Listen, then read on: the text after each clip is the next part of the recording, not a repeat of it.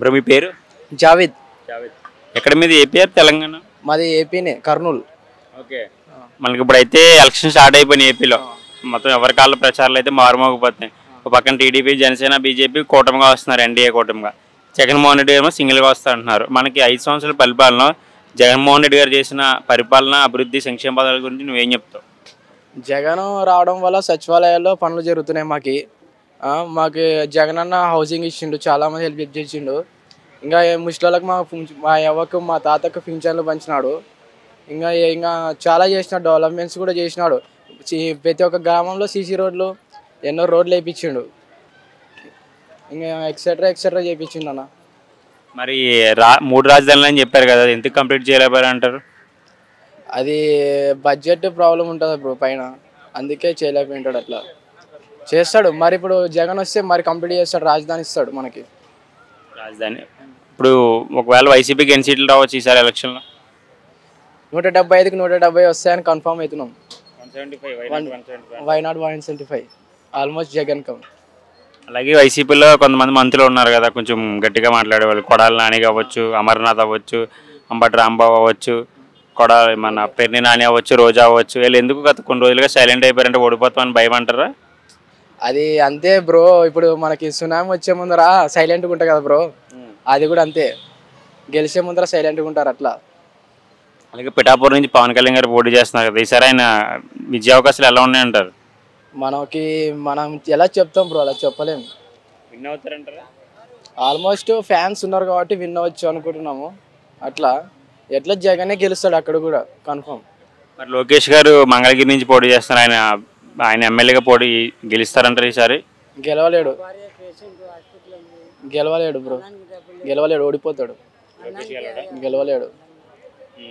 ఒక ఎమ్మెల్యే కూడా ఇంతవరకైనా కూడా ఒక వార్డ్ నెంబరు, ఒక జెడ్పీటీసీ కూడా డైరెక్ట్ వచ్చేసింది బ్రో. ఎంపీ కూడా చేయలే, జగన్ ఎంపీ నుంచి స్టార్ట్ చేసిండు అట్లా బ్రో. ఎన్ని సీట్లు రావచ్చు మరి బీజేపీ కూటమికి? అంతా మనం చెప్పలేం బ్రో. బీజేపీ అనేది తక్కువ బ్రో, టీడీపీకి రావచ్చు అనుకుంటున్నాం మరి కొన్ని సైడ్స్ అట్లా, గత పాలకుల వల్ల అట్లా. ఓకే. రీసెంట్గా జగన్మోహన్ రెడ్డి మీద దాడి జరిగింది కదా, రాయితో కొట్టారు. అది కూడా లాస్ట్ టైం ఎలక్షన్ ముందు కోడికత్తి డ్రామాలాగా ఇప్పుడు కూడా ఎలక్షన్ ముందు ఓట్ల కోసం సానుభూతి అని చెప్పేసి అంటున్నారు. మీరేం చెప్తారు? అవన్నీ ఫేక్ బ్రో. టీడీపీ కార్యకర్తలు దాడి చేపించినారు బ్రో, అంతే. అది చంద్రబాబు నాయుడు చెప్తేనే చేసిర్రు అట్లా. ఓకే. మళ్ళీ అయితే జగన్ అధికారంలోకి వస్తారని అంటున్నారు. జగన్ ఆల్మోస్ట్ జగన్ వస్తాడు. సార్ మీ పేరు? జగదీష్ బాబు అండి. సార్ ఆల్రెడీ మనకి ఏపీలో ఎలక్షన్స్ అయితే స్టార్ట్ అయిపోయినాయి, వాడివేడి ప్రచారాలు మారుమోగిపోతున్నాయి. సో ఒక పక్కనేమో ఎన్డీఏ కూటమికి వస్తున్నారు, జగన్మోహన్ రెడ్డి సింగిల్గా వస్తున్నారు. సార్ 5 సంవత్సరాల పరిపాలనలో ఆయన చేసిన సంక్షేమ అభివృద్ధి గురించి చెప్పాలంటే మీరు ఏం చెప్తారు? ఈ అభివృద్ధి ఎక్కడుంది? అభివృద్ధి ఏం చేశాడు? అభివృద్ధి చెప్పాలి. నాకు అది నమ్మొస్తుంది. అభివృద్ధి అనే మాట జగన్ దగ్గర అసలు అభివృద్ధి అనేది 5 ఏళ్ళలో అసలు ఏముంది అనేది ఉండటం కాదు. మొన్న నేను ఒక 10 రోజులు మళ్ళీ మా ఊరు వెళ్తే, అరే పని చేసుకునే వాళ్ళకి పని లేక ఇప్పుడు ఒక ఇసుక ఉందంటే ఎంతమంది పోగుతారు? మీ ఐడియా ఉందా? ఎంతమంది పోగుతారు? మీ ఐడియా ఉందా? పంబర్ కానించి, మేస్త్రి కానించి, ఎలక్ట్రీషియన్ కానించి అందరూ పోగుతారు. అలాంటిది ఒక ఇసుకే ఫస్ట్ ఆఫ్ ఆల్ లేదు. సరే పేదవాడు తినే 5 రూపాయల భోజనం ఉందా? అది లేదు. కరెంటు బిల్లు అయితే మీరు నమ్మతకూడదు, కానీ అసలు పగలపూట ఎండాకాలంలో కూడా పగలపూట ఎండాకాలంలో కూడా ఫ్యాన్లు వేసుకోకుండా రాత్రిపూట వేసుకుంటున్నారు ఫ్యాన్లు. ఎందుకంటే ఏం చేయమంటావు, 1 మీటర్ పెరిగిందనుకో, ఒక యూనిట్ పెరిగిందనుకో మొత్తం మారిపోతుంది సెక్షన్ అంతా. అర్థమైందా? ఎప్పుడూ లేనంత విధంగా 5 ఏళ్లలో ఎంత ఘోరంగా ఉందంటే ఆంధ్రప్రదేశ్. నాకు తెలిసి నెక్స్ట్ కనుక నాకు తెలిసి దేవుడి దేవుళ్ళు రాకూడదని కోరుకుంటున్నాను. ఒకవేళ వచ్చిందా మరో బీహార్ అయిపోద్ది నా ఉద్దేశం. నా ఉద్దేశంతో బీహార్ అయిపోద్ది, గ్యారంటీగా అయిపోద్ది బీహార్. ఇక్కడ పరిస్థితి ఇంకా జనాలు పెరిగిపోతారు. ఇంకా ఆల్రెడీ సగం మంది పెరిగిపోయారు ఇక్కడ. ఈ 5 ఏళ్ళు చాలామంది వచ్చారు. 10 ఎకరాల పొలం ఉన్నోడు కూడా చిన్న బస్సులు నడుపుకుంటున్నాడు ఇక్కడ. నాకు కనబడ్డాడు. నేను రియల్గా చెప్తున్నాను. నాకు ఈ కెమెరా పెట్టారని చెప్పి ఇంకోటి పెట్టారని చెప్పి నేను కాదు, నేను రియల్గా మాట్లాడతాను. అది గుంటూరు నాది. అది రేపు నేను 11 తారీఖు వెళ్తాను. ఇప్పుడు నా ఓటు కూడా పరిస్థితి నాకు అర్థం కావట్లేదు. 3 రోజుల నుంచి మా అక్కకు ఫోన్ చేస్తున్నా, నా ఓటు ఏది ఎట్టుందని అంటే, వచ్చారా వస్తారు, ఏ ఓటు అసలు నా ఓటు ఎక్కడ పోతే భయం వేస్తుంది నాకు. ఇప్పుడు ఒక్కొక్కళ్ళకి 2 ఓట్లు అంట వేరు చోట్ల. ఈ ఊళ్ళో గుంటూరులో ఒక ఓటు అంట, రసాయపేటలో ఒక ఓటు అంట, చచ్చిపోయిన వాళ్ళు కూడా బతికిన వాళ్ళు కొట్టి ఓటు అంట. అంటే ఒక ఎట్టగానే గెలవాలి. జగన్ దృష్టి ఏంటంటే ఎట్టగానే గెలవాలి. ఎందుకంటే గెలవకపోతే లైఫ్ లేదు, ఆ పార్టీ ఉండదు, జైలుకి తిహార్ జైలు రెడీలో కూర్చోబెట్టి వెళ్తే బ్రాడ్గా అది పక్కా చెప్తాను నేనైతే. ఎందుకంటే ప్రతి ఒక్కరిని నడిపించాడు. ఏడిపిలో ఇప్పుడు ఒక 15,000 నీకు అమ్మఒడి ఇచ్చి అదే ఇంటి మీద ₹1,00,000 తీసుకుంటున్నాడు తెలుసా? తక్కువ లెక్కేసుకుంటే ₹1,00,000 వసూలు చేస్తున్నాడు. అది తెలుసుకున్న వాళ్ళు ఖచ్చితంగా. ఇంకా అక్కడక్కడ కొద్ది పిచ్చోళ్ళు ఉన్నారు. కొద్ది క్యాష్ ఫీలింగ్ పిచ్చి ఉంటుంది కొంతమందికి. అది పక్కా ఉంటుంది క్యాష్ ఫీలింగ్ పిచ్చి. వాళ్ళకన్నా తెలుసుకోవాలి. ఒకప్పుడు తల్లి చెల్లి నడి రోడ్డు మీద వెంటబడి గెలిపించండి అని చెప్పి ఉన్న తల్లి ఎక్కడికో వెళ్ళిపోయింది. ఎక్కడికో. చెల్లి ఎదురుగా మాట్లాడుతుంది డైరెక్ట్గా.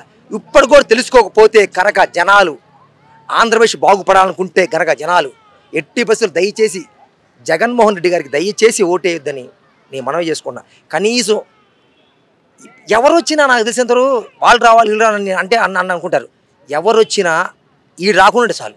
ఎందుకంటే సపోజ్ ఇప్పుడు నేను గబుకు చంద్రబాబు గురించి చెప్పాను అనుకో, చంద్రబాబు గురించి చెప్పాను అనుకుంటారు. కానీ ఒక అనుభవజ్ఞ వ్యక్తి వచ్చాడనుకో కొద్దిగానే సరే, ఇప్పుడు ఒకసారి అయినా సరే, ఇప్పుడు మొత్తం కోడి ఎలా గెలిగిద్దో ఒక కోడి గెలిగిద్ది చూసావా, అలా గెలిగేశాడు. దాన్ని మళ్ళీ శుభ్రం కొద్దిగా లైన్ రావాలంటే చంద్రబాబు నాయుడు పక్కా ఉండాల్సిందే, ఆయన కంపల్సరీ రావాల్సిందే. అందుకనే చెప్పే కదా.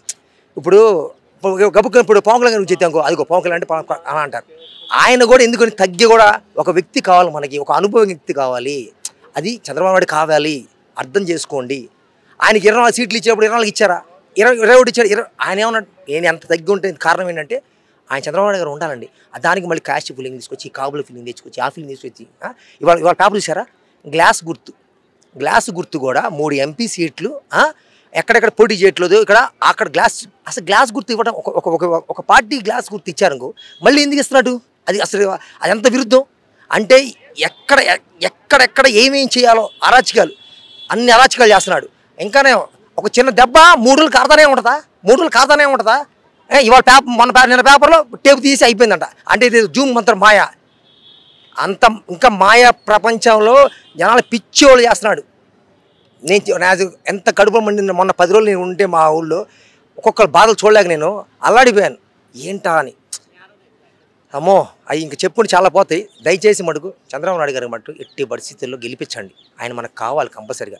జగన్మోహన్ రెడ్డి గారు ఒక సైతాన్ సైతాన్. నేను చెప్తున్నందుగా మధ్యాకాశంలో ఉంటుంది అని పరిస్థితి గ్రంథంలో ఉంటుంది. మధ్యాకాశంలో సైతాన్ వచ్చింది. 666 ముద్ర అని ఒకటి ఉండేది. ఆ మధ్యాకాశం నుంచి పడ్డాడు. ఇక జనాల మీద 2సారి పడ్డాడు అనుకో. అరే ప్రతి ఒక్కరు ఆస్తులు కూడా ఇప్పుడు 10 ఎకరాల పొలం 20 ఎకరాల పొలం ఎవరు 1 ఎకరం పొలం ఉన్నా కూడా నెక్స్ట్ స్టెప్ కనుక వచ్చాడనుకో ఇంకేం ఉండదు. మీకు ఓన్లీ జిరాక్సేనంట. ఇంకా జిరాక్స్ తప్ప ఇంకేం ఉండదు. అంటే ఈ బతుకులంతా జిరాక్సే. ఏ ఒక్క మంచి పని చేశాడు?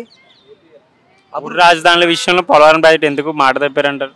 3 రాజధానుల విషయంలో ఎందుకు చేయలేకపోయారు? అలాగే పోలవరం ప్రాజెక్ట్ అనుకున్న టైం కంప్లీట్ చేస్తానని అనిల్ కుమార్ యాదవ్ గారు అన్నారు అప్పుడు, ఆయన మంత్రిగా ఉన్నప్పుడు. ఎందుకు చేయలేకపోయారు? 3 సంవత్సరాలు 2 సంవత్సరాలు కరోనా పోయింది లేకపోని. సో 3 సంవత్సరాలు ఎందుకు చేయలేకపోయారు? వాళ్ళు చేయలేపారని నేను చెప్పడం కంటే వాళ్ళే చెప్తే బాగుంటుందేమో. ఎందుకు చేయలేపారనేది ఇంకా అనవసరం చెప్పుకోవడం కూడా. నెక్స్ట్ కంపల్సరీగా కొన్ని మార్పు అనేది కంపల్సరీ రావాలి. కాబట్టి వస్తే కనుక కానీ అసలు మ్యాక్సిమం సగం దాకా అయిపోయిన దాన్ని కూడా ఈ 3 ఏళ్లలో కనీసం ఇంకొంచెం ముందుకు వెళ్ళకుండా చేశాడంటే మీకు తెలియదు ఏముంది ఇంక అందులో. అది కాబట్టి ఇంక అంతకంటే నేను చెప్పుకుంటే పోయి చాలా ఉంది, ఇంకా చెప్పడానికి చాలా ఉంది, కానీ చెప్పడం వేస్ట్. దయచేసి ఏపీ ప్రజలు నాకు తెలిసి అర్థం చేసుకోవాలని కోరుకుంటున్నాను. మాది గుంటూరు అండి. నా పేరు జయేష్ బాబు, ఫోటోగ్రాఫర్ నేను. లోకేష్ గారు మంగళగిరి నుంచి పోటీ చేస్తున్నారు. బిఫోర్తో పోల్చుకుంటే ఇప్పుడు ఆయన చాలా మాట మార్చిగా కొంచెం యాటిట్యూడ్ పరంగా కూడా చాలా చేంజ్ అయ్యారు సార్. ఆయనకి ఎంతవరకు మెజారిటీ రావచ్చు సార్? నాకు తెలిసినంత వరకు ఖచ్చితంగా సీట్ కొడతాడనుకుంటున్నాను అయితే. ఎందుకంటే చాలా మాటలు కూడా చాలా మార్పు వచ్చింది. ఆయన చెప్పే విధానం స్పీచ్ కూడా చాలా బాగుంటుంది. ఒకప్పుడు ఫస్ట్ టైంలో ఎవరికే చిన్నప్పుడు బుడ్డప్పుడు ఎవరైనా మాట్లాడతారా అన్నట్టు ఉంటుంది. అర్థమైంది. ఆయన ఏంటంటే బాగా చదువుకున్నాడు, ఒక వేరే చోటకి వచ్చాడు, తెలుసుకుంటున్నాడు రాజకీయం వచ్చి. దానికి ఇంకో రకంగా మాట్లాడారు. అర్థమైందా? ఇప్పుడు వాళ్ళ రోజున ఎదురు కూర్చొని మాట్లాడమనండి ఎవరితోనా ఎట్లా మాట్లాడు అనిపిస్తున్నాడు వాడు. సూపర్ ఆ మాట్లాడంటే ఇంకా అనిపిస్తుంది. అది అలాగే కొంతమంది వైసీపీలో మంత్రులు ఉన్నారు, పర్సనల్గా టార్గెట్ చేసిన వాళ్ళు. మన కొడాలి నాని అవ్వచ్చు, పెర్ని నాని అవ్వచ్చు, అంబటి రాంబాబు గారు అవ్వచ్చు, రోజా అవ్వచ్చు. ఎందుకు కదా కొన్ని రోజులకి ఇలా సైలెంట్ అయిపోయారు? అయినా అధికారం రాదేమన్న భయంతోనైనా సైలెంట్ అయిపోయారు అంటారా? పక్కా అధికారం రాదు, ఎట్టి బస్సులు రాదు నాకు తెలిసినంత వరకు. ఎందుకంటే సైలెంట్ అయిపోయారు. ఒక్కొక్కళ్ళు మెయిన్ క్యారెక్టర్ వెళ్ళిపోతాడు తిహార్ జైలుకి. ఆ పక్కన వాళ్ళు ఎంతసేపు చెప్తున్నా గుట్కా నాని, చెబుతున్నా రోజా, వీళ్ళందరికీ వార్లు. అది సినిమా డైలాగ్ ఉంటుంది, 1 సైడ్ అంటారు చూసావా. వీళ్ళు 1 సైడ్ కాదు 2 సైడ్ పడిపోతాయి వాళ్ళకి. వీళ్ళు భయపడేది ఏం తెలుసా? ఏదో రకంగా చేసి గెలిపించాలి అని అసలు నాకు అర్థం కాల. కోడికత్తి డ్రామా గురించే అప్పుడు తెలుసు. మొన్న సింపుల్గా నుదుటి మీద అది ఇప్పుడు ఒక దెబ్బ చిన్న గీత గీసుకుందనుకో, అంత సెక్యూరిటీ ఉన్నానికి గీసుకుందా. ఇంకో విషయం తెలుసా, ఆయన పక్కన ఆయన పేరు గుర్తురా అట్లా కుడికన్నది అయిపోయి ఇప్పుడు ఎనకన్ను వెళ్ళి పెట్టి వచ్చాడు సావా పేరు గుర్తురా అట్లా జనాలకు అది ఎంత తెలుసారా. ఈయనేమో ఒక్కసారి తగిలితే తెంచిరేస్తే అయిపోయింది. దాన్ని ఒక్కరోజు 3 సార్లు చేస్తారా? ఏది ఇంతది 3 రోజులు టేప్ వేసుకొని సిద్ధం అంట. ఏం సిద్ధం? నువ్వు వెళ్ళిపోవడానికి సిద్ధంగా ఉన్నావు, నీ పార్టీ పోవడానికి సిద్ధంగా ఉంది. పక్కా చెప్తున్నా, నువ్వు తీహార్ జైల్స్ కట్టగా ఉంది. అది కూటమికి ఎన్ని సీట్లు రావచ్చు ఎన్డీఏ కూటమి? నాకు తెలిసినంత వరకు సార్ అన్ని కూటమి మొత్తం మీకు కలిపి ఉన్న 151 అనుకోండి. 151లో నాకు తెలిసి 120-125 పక్కా కొడతారు సార్. 120 పక్కా కొడతారు. అది ఆ 30లో కొన్ని ఇండిపెండెంట్ పడవచ్చు, కొన్ని ఇంకోటి పడవచ్చు. 120 పక్కా వస్తాయి. వైసీపీకి ఈసారి ఎన్ని సీట్స్ రావచ్చు? కడపలో గెలిస్తే గ్రేట్ అనుకుంటున్నాను నేను. నా ఫీలింగ్. ఎందుకంటే ఒక పక్క అన్న, ఒక పక్క చెల్లి వారులు ఉంటాయి కదా. ఒక పక్క అన్న, ఒక పక్క చెల్లి వారు. అర్థమైంది. కనీసం కడపలో కూడా వాళ్ళు కూడా భయపడుతున్నారు ఇప్పుడు. ఏంది పరిస్థితి అని. అక్కడ కూడా రాదు నాకు తెలిసి సీటు. నాకు తెలిసి ఎట్టా ఉంటుందని చెప్తే ఓవరంగా ఉంటుంది, కానీ భయంకరంగా అయిపోతాడు సార్. ఖచ్చితంగా లోపలికి వెళ్తాడు. ఈ చేసి అన్నీ బయటకు వస్తాయి. ఇంక బయటికి రాడు, లోపలే ఉంటాడు శుభ్రంగా. అది పరిస్థితి. మీరైతే ఒక సామాన్యుడిగా ఏపీ వాసిగా మార్పు రావాలని అయితే కోరుకుంటున్నారు ఈసారి ఏపీ. చాలా ఓకేనండి, థ్యాంక్స్. పేరు? నా పేరు వెంకటేష్. ఇప్పుడు ఎక్కడ మంది? ఆంధ్ర, తెలంగాణ? ఆంధ్ర, ఏపీ. ఓకే. మనకి ఏపీలో అయితే ఎలక్షన్ స్టార్ట్ అయిపోయింది బ్రో. ఎవరి కాలం తగ్గట్లే ప్రచారంలో అయితే. ఒక పక్కన ఎన్డీఏ కూటమిగా వస్తున్నారు, మన జగన్మోహన్ రెడ్డి గారు సింగిల్గా వస్తున్నారు. మన 5 సంవత్సరాల పరిపాలన జగన్మోహన్ రెడ్డి గారి సంక్షేమం అభివృద్ధి గురించి చెప్పాలంటే మీరు ఏం చెప్తారు?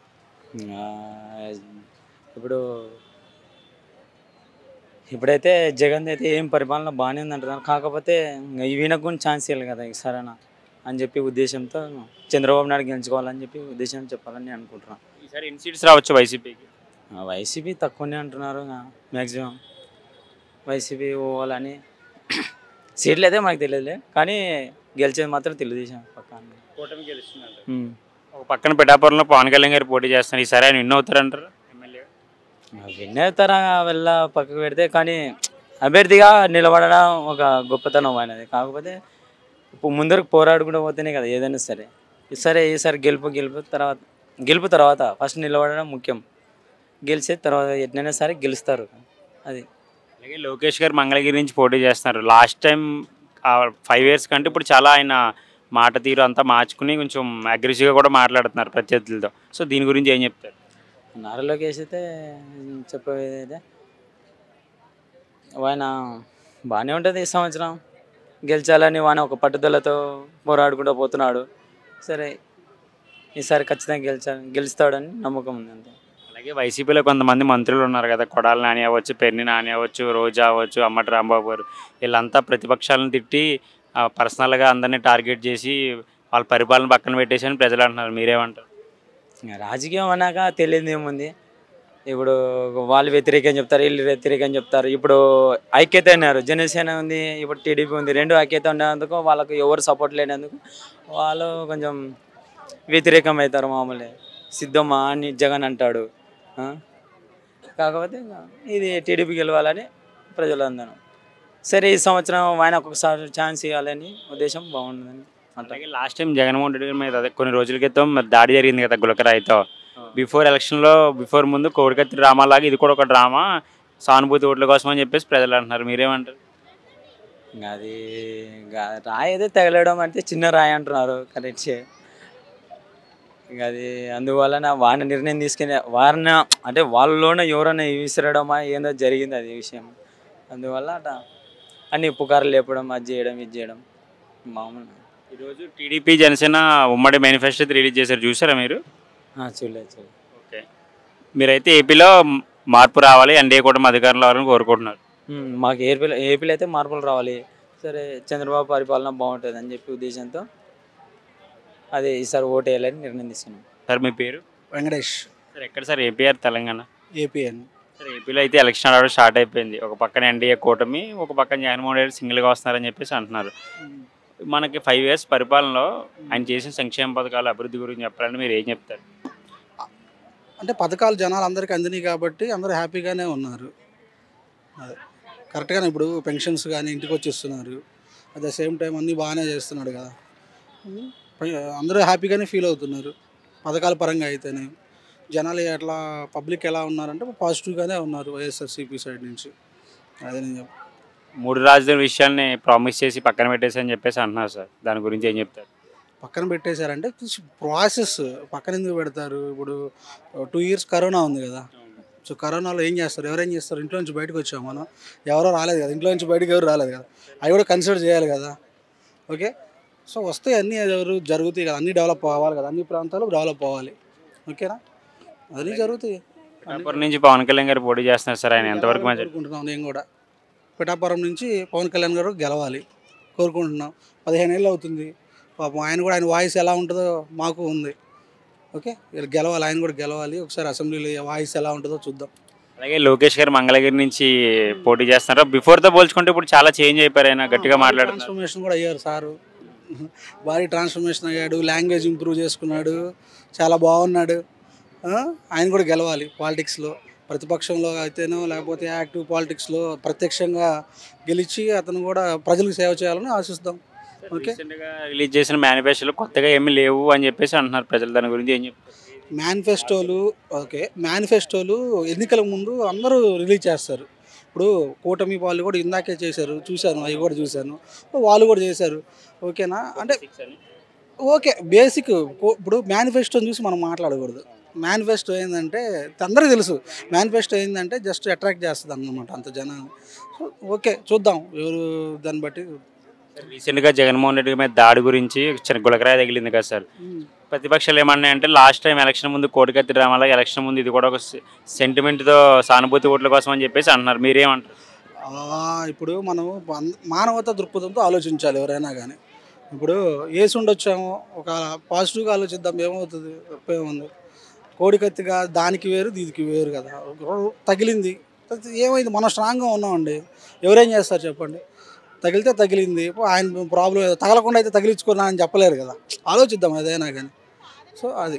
అలాగే వైసీపీలో కొంతమంది కొంచెం పర్సనల్ లైఫ్ని టార్గెట్ చేసే 4 మంత్రులు ఉన్నారు కదా సార్. కొడాలి నాని, పెర్ని నాని, అంబటి రాంబాబు గారు, రోజా, వీళ్ళ భవిష్యత్తు ఎలా ఉండబోతుంది సార్? సరే విజయ అవకాశాలు ఎలా ఉంటాయి వీళ్ళకి? 50-50 ఛాన్సెస్ అండి. ఇప్పుడు ఎలక్షన్ ఎక్కడ కూర్చొని మనం అలా డిసైడ్ చేస్తాం చెప్పండి.